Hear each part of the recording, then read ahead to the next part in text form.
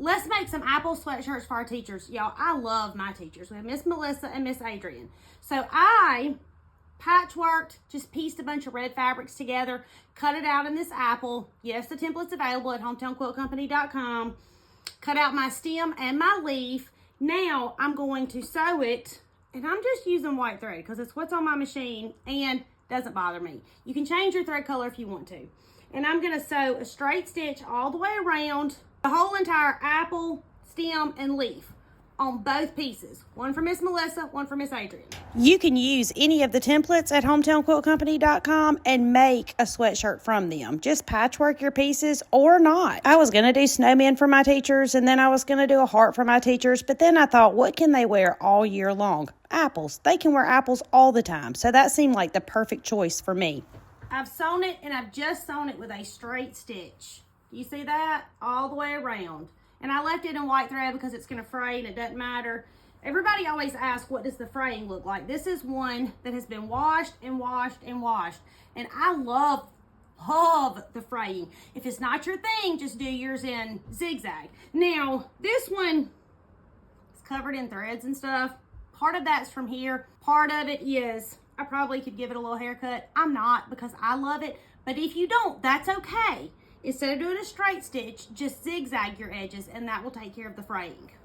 Now I put my apples on flannel first, and I use flannel because I want my applique to have a little bit of lift on my sweatshirts.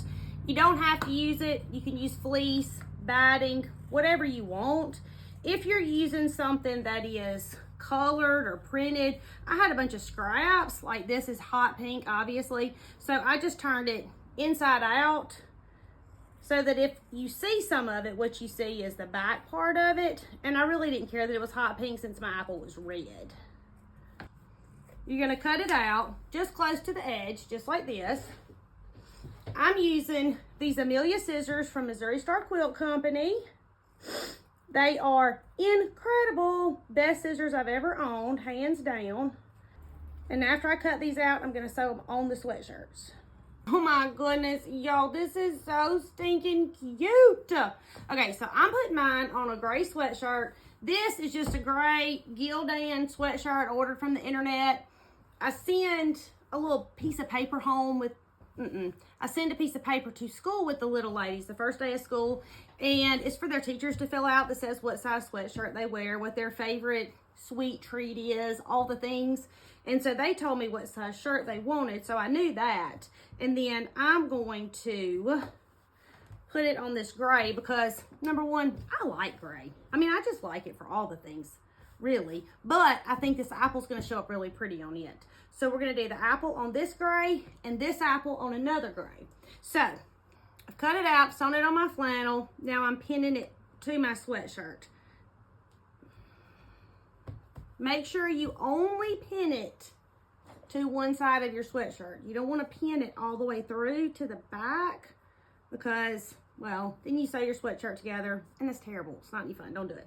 All right, after we have it pinned on, then I'm basically just going to go over the stitches that I already made when I sewed the design to the flannel. I'm just going to go back around on top of those stitches. Straight stitch with my sewing machine. Easy peasy.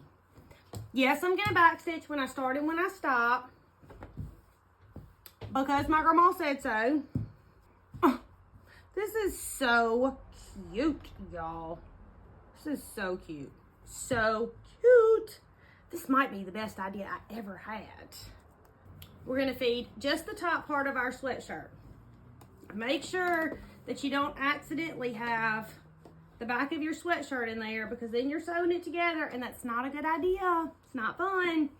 And we're just going to straight stitch basically on top of the stitches that we already made. So back stitch when we start and when we stop.